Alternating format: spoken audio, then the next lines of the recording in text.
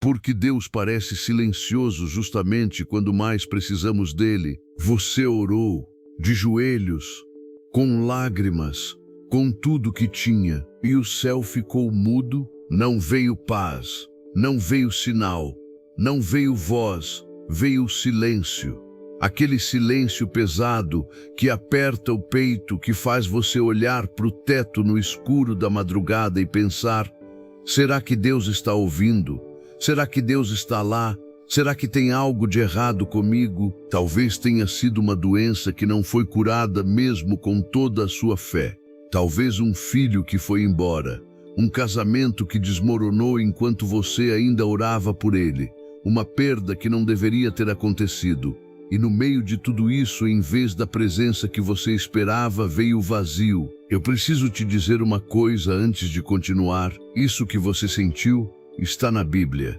Está nos textos dos maiores teólogos da história do cristianismo. Está na experiência de homens e mulheres que caminharam com Deus por décadas e ainda assim conheceram esse silêncio de perto. Você não está sozinho.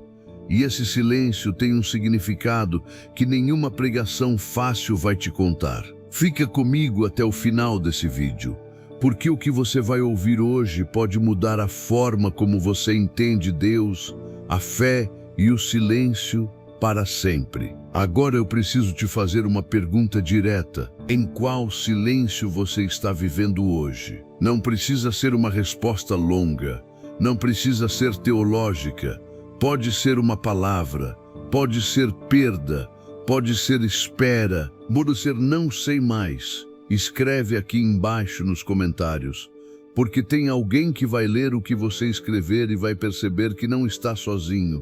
E talvez essa seja exatamente a forma que Deus escolheu para responder, através de você, ao silêncio de outra pessoa. Se esse vídeo tocou em algo real na sua vida, manda para alguém que está nesse silêncio agora.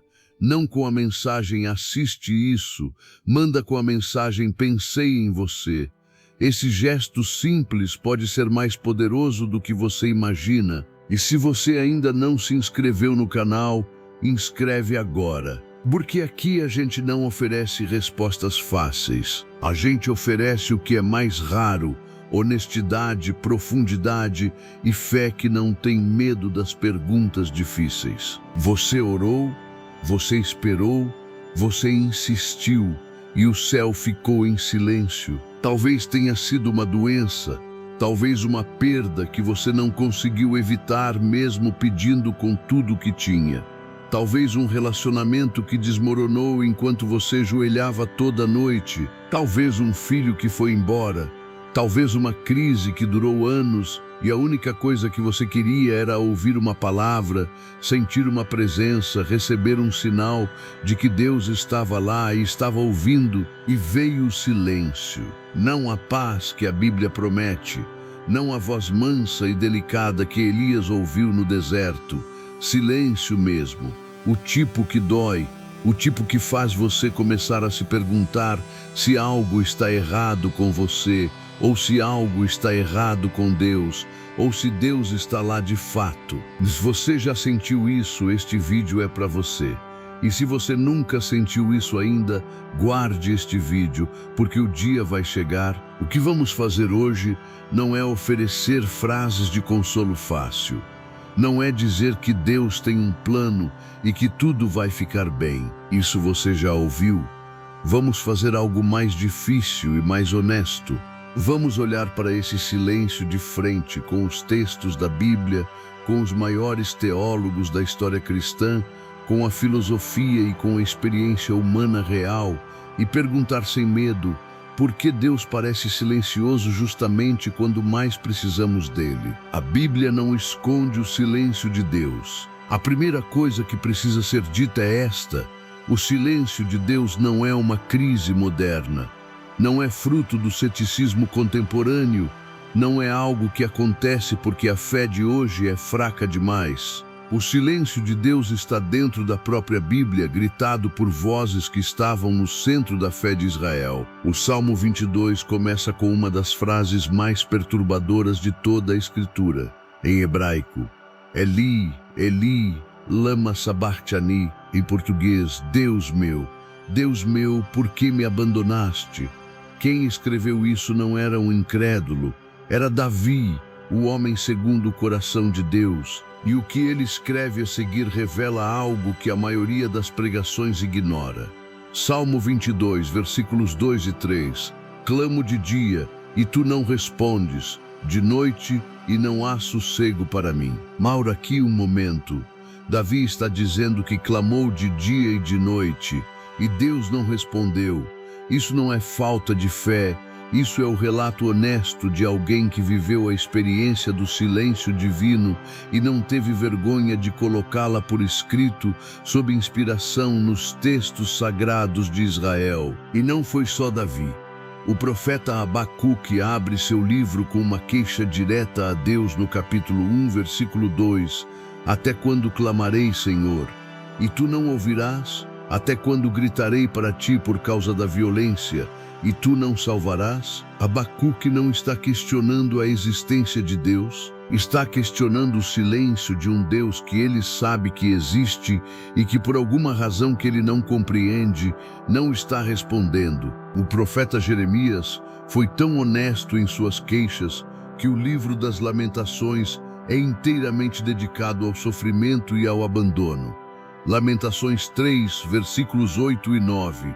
Ainda que eu clame e grite por socorro, ele fecha os ouvidos à minha oração. Ele bloqueou meu caminho com pedras talhadas e torceu minhas veredas. O teólogo protestante Walter Brueggemann, professor emérito de Antigo Testamento no Columbia Theological Seminary, dedicou décadas ao estudo dos Salmos de Lamento. Ele argumenta que o lamento é uma categoria teológica legítima e necessária, e que a igreja moderna cometeu um erro grave ao praticamente eliminar o lamento de sua liturgia e de sua pregação. Segundo Brueggemann, quando a igreja não dá espaço para o lamento, ela força os crentes a fingir uma fé que não corresponde à sua experiência real.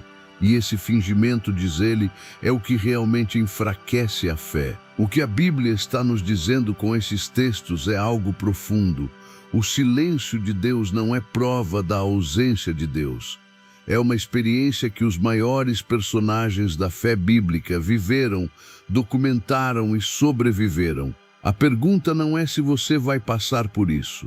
A pergunta é o que você vai fazer quando isso acontecer. Jó, o homem que forçou Deus a responder. Existe um livro na Bíblia que enfrenta o silêncio de Deus com mais honestidade e profundidade do que qualquer outro.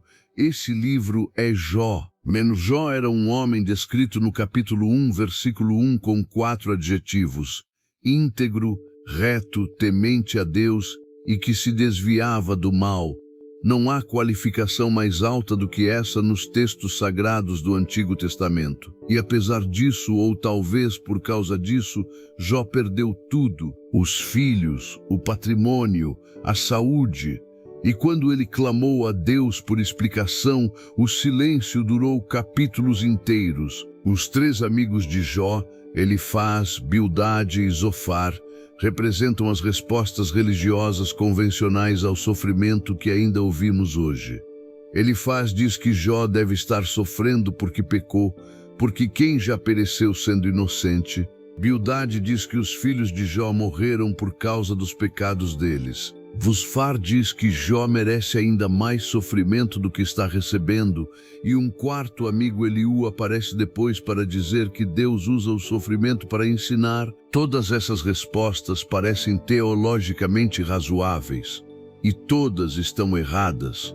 No final do livro, capítulo 42, versículos 7 e 8, Deus fala diretamente a Elifaz e diz: a minha ira se acendeu contra ti e contra os teus 2 amigos, porque não falastes de mim o que é reto, como falou o meu servo Jó. Leia isso novamente.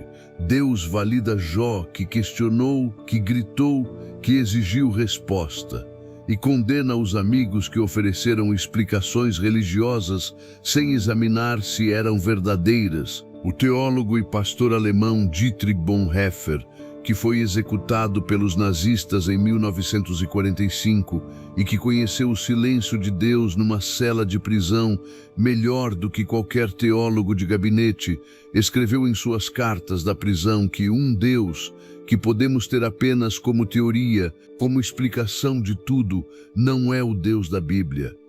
Bonhoeffer estava dizendo que o Deus que só existe para nos dar respostas não é suficientemente real. O Deus real é o Deus que permanece presente mesmo quando não oferece explicação. Mas o coração do livro de Jó está nos capítulos 38 a 41, quando Deus finalmente responde.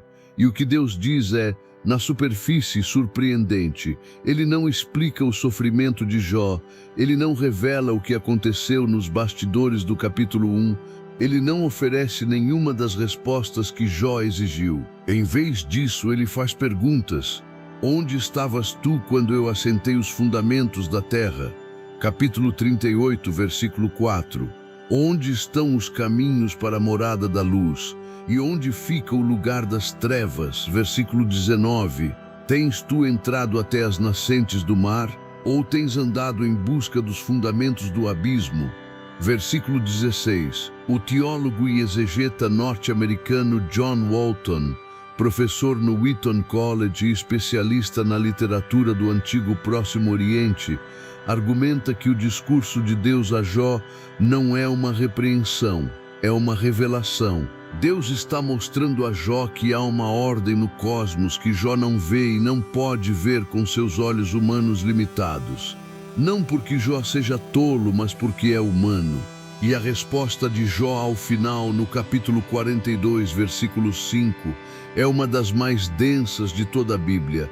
Antes eu te conhecia só de ouvir, mas agora os meus olhos te veem. O sofrimento não explicou nada, mas trouxe um tipo de conhecimento de Deus que o conforto nunca teria trazido. Menso Lewis e o silêncio que destruiu a teoria. Mano Clive Staples Lewis era o apologista cristão mais famoso do século XX. Ele passou décadas argumentando racionalmente pela existência de Deus, pela bondade de Deus, pela lógica do sofrimento como instrumento pedagógico divino. Em 1940, publicou O Problema do Sofrimento, um livro que aborda a dor com precisão filosófica e aparente serenidade. Em 1960, sua esposa Joy Davidman morreu de câncer, e Lewis escreveu um segundo livro que contradiz o primeiro em quase tudo que importa, A Morte de uma Boa Mulher, publicado originalmente sob pseudônimo porque Lewis não queria que as pessoas soubessem que era ele. Começa com estas palavras: ninguém me disse que o luto se sentia tanto como o medo. Não estou com medo, mas a sensação é parecida. O mesmo encolhimento de estômago, a mesma inquietação, o bocejo. Preciso engolir a todo momento. Então Lewis descreve o que nos importa aqui. Ele foi à igreja depois da morte de Joy. Ele orou. E o que encontrou foi, nas palavras dele, uma porta batida na cara e o som de uma ferrolhada por dentro. Depois, silêncio. Você pode voltar mais tarde, pode, mas o que adianta? Aqui está um dos maiores intelectos cristãos do século passado. Um homem que havia escrito livros inteiros sobre por que Deus permite o sofrimento, confrontando em sua própria experiência o silêncio que ele havia explicado tão elegantemente na teoria. E o que isso nos diz? Nos diz que nenhuma explicação teológica, por mais sofisticada que seja, prepara completamente uma pessoa para a experiência vivida do silêncio divino. A teoria e a experiência são dois países diferentes, e Deus parece saber disso. O que Lewis concluiu ao final do processo de luto não foi a perda da fé, foi a transformação dela. Ele escreveu: não acho que estou em perigo de deixar de crer em Deus. O perigo maior é crer em coisas horríveis sobre ele, e essa distinção é crucial. A crise não é de existência de Deus. A crise é de caráter de Deus. E é exatamente essa crise que o silêncio produz. O teólogo alemão Jürgen Moltmann, professor na Universidade de Tübingen e um dos maiores teólogos do século XX, desenvolveu o que chamou de teologia da cruz em seu livro O Deus Crucificado, de 1972. Moltmann argumenta que o silêncio de Deus não pode ser entendido sem a cruz de Cristo. Na cruz, o próprio Filho de Deus gritou Eli, Eli, lama sabachthani, as mesmas palavras do Salmo 22, e morreu em silêncio. Moltmann diz que isso significa que Deus não está fora do silêncio olhando para dentro. Deus está dentro do silêncio conosco. O Deus cristão não é um Deus impassível que observa o sofrimento de longe. É um Deus que desceu ao fundo do silêncio, ao fundo da morte, e o atravessou, a filosofia e o problema do mal. O silêncio de Deus tem uma dimensão filosófica que não pode ser ignorada. O chamado problema do mal é o argumento mais usado pelo ateísmo para questionar a existência de Deus, e funciona assim. Se Deus é onipotente, ele pode impedir o mal. Se Deus é onisciente, ele sabe que o mal existe. Se Deus é perfeitamente bom, ele quer impedir o mal. E ainda assim o mal existe e Deus fica em silêncio diante dele. Logo, ou Deus não é tudo isso que dizemos que ele é, ou ele não existe. O filósofo David Hume foi um dos primeiros a formular esse argumento com precisão no século XVIII, citando o antigo dilema do filósofo grego Epicuro. Deus quer impedir o mal, mas não pode, então ele é impotente. Pode, mas não quer, então ele é malévolo. Pode e quer, de onde vem então o mal? A resposta filosófica mais rigorosa a esse argumento veio do filósofo americano Alvin Plantinga, professor na Universidade de Notre Dame e um dos maiores filósofos da religião do século XX. Sua defesa do livre-arbítrio argumenta que um universo com seres capazes de amar livremente requer necessariamente a possibilidade de seres que escolhem o mal livremente. Deus não poderia criar seres com liberdade real de amar sem criar ao mesmo tempo a possibilidade real de rejeição e de maldade. E se o mal tem raízes na liberdade, e a liberdade é condição do amor, então um universo sem possibilidade de mal seria um universo sem possibilidade de amor genuíno. Plantinga argumenta que esse universo seria menos bom, não mais bom, do que o universo que temos. Mas o problema do silêncio é ligeiramente diferente do problema do mal. É possível aceitar que Deus permite o sofrimento sem gostar disso. O que é mais difícil de aceitar é que Deus permita o sofrimento em silêncio, sem sequer reconhecer que está ciente, sem dar nenhum sinal de presença. E aqui entra outra contribuição filosófica importante. O teólogo e filósofo católico Jean-Luc Marion, professor na Sorbonne, na Universidade de Chicago, desenvolveu o conceito do que chamou de Deus sem ser, a ideia de que Deus transcende nossas categorias de presença e ausência, de fala e silêncio. Marion argumenta que quando Deus parece silencioso, pode ser que o problema seja o tipo de escuta que estamos praticando. Não porque Deus seja inacessível, mas porque a presença de Deus não obedece às formas de comunicação que nós esperamos. Deus não é um sistema de resposta automática. Ele é uma presença que exige de nós uma abertura diferente, um tipo de atenção que o sofrimento, paradoxalmente, às vezes é o único instrumento capaz de produzir. Thomas Aquino, Agostinho e a tradição católica. A tradição católica possui uma densidade teológica sobre esse tema que frequentemente é ignorada em canais evangélicos. É uma perda, porque alguns dos insights mais profundos sobre o silêncio de Deus vieram de teólogos católicos. Santo Agostinho de Hipona, bispo no norte da África no século IV e V, foi o teólogo mais influente da história do Ocidente cristão. Antes de sua conversão, Agostinho viveu anos buscando Deus de formas tortuosas, passando pelo maniqueísmo, pelo neoplatonismo, pelo ceticismo. E no início de suas confissões, escreveu uma frase que resume sua jornada: Tu nos fizeste para ti, Senhor, e o nosso coração está inquieto enquanto não repousa em ti. Para Agostinho, o silêncio não era a ausência de Deus. Era o espaço onde a inquietude humana é educada para um tipo de descanso que só Deus pode oferecer. O silêncio era pedagógico, não punitivo. Tomás de Aquino, o maior teólogo escolástico do século XIII, desenvolveu na Suma Teológica a distinção entre o que chamou de Deus como causa primeira e as causas segundas que operam no mundo. Para Aquino, Deus não intervém na criação da forma direta e imediata que nossa impaciência espera, porque ele opera através de uma ordem de causalidade que inclui a liberdade humana, as leis naturais e um plano que transcende o tempo. O silêncio de Deus para Aquino não é indiferença, é respeito pela ordem que ele mesmo criou.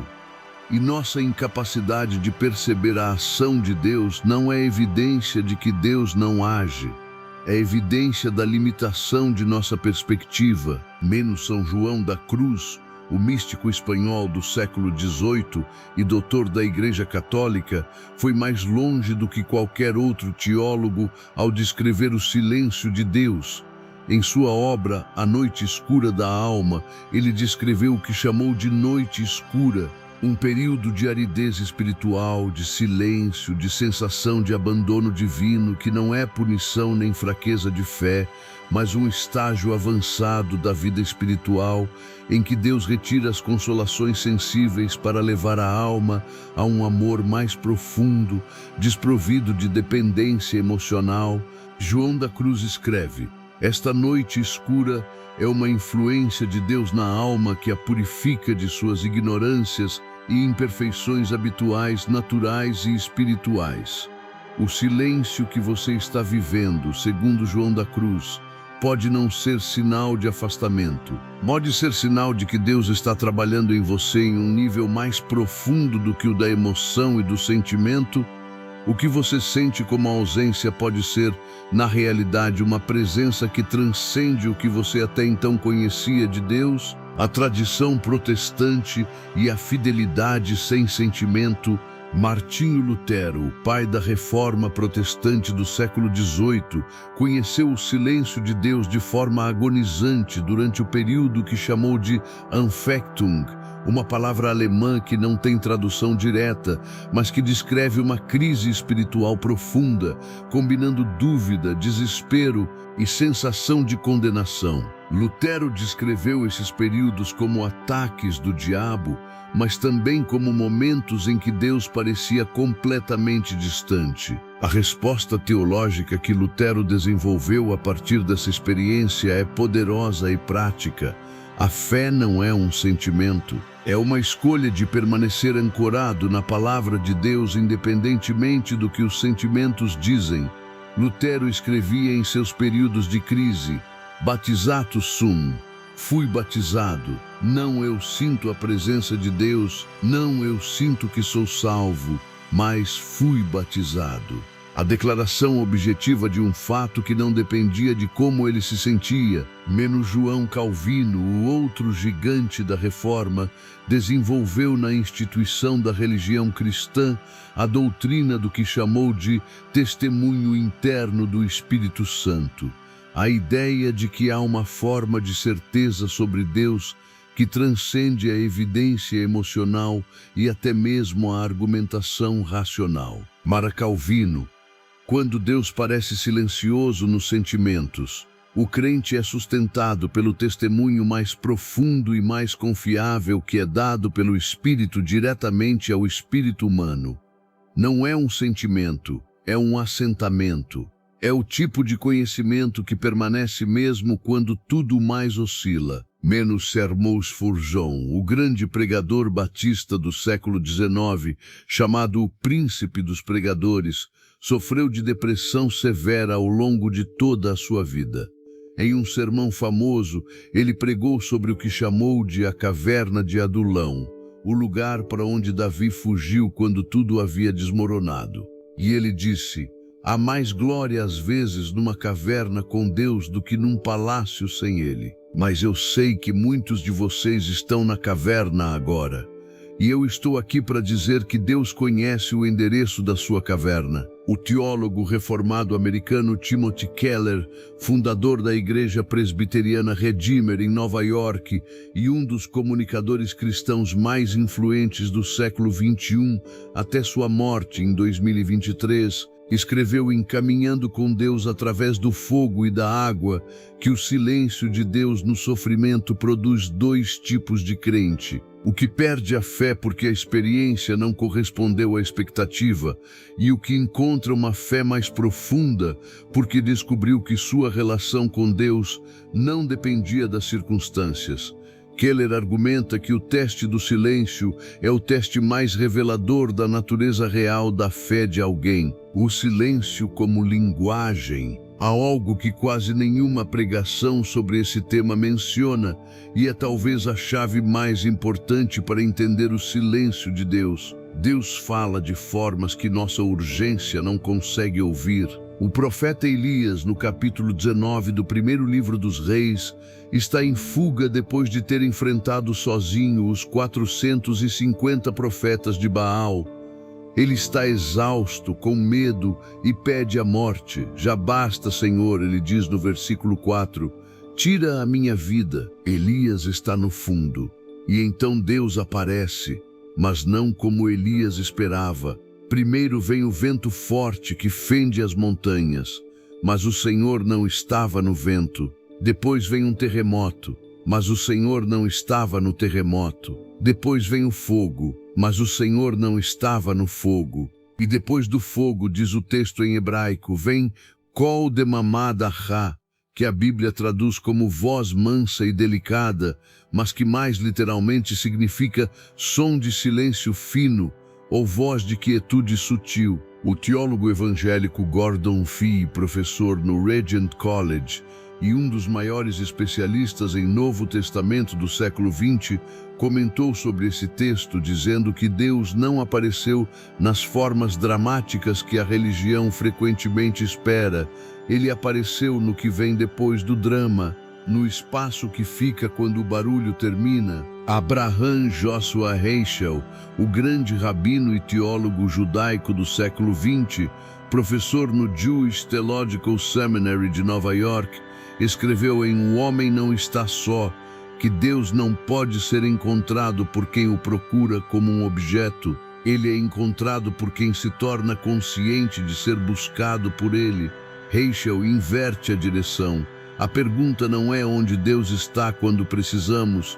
A pergunta é, estamos percebendo que Ele nos está procurando mesmo quando estamos em silêncio? O Salmo 46, versículo 10, contém um imperativo divino raramente examinado com atenção. Aquietai-vos e sabei que eu sou Deus.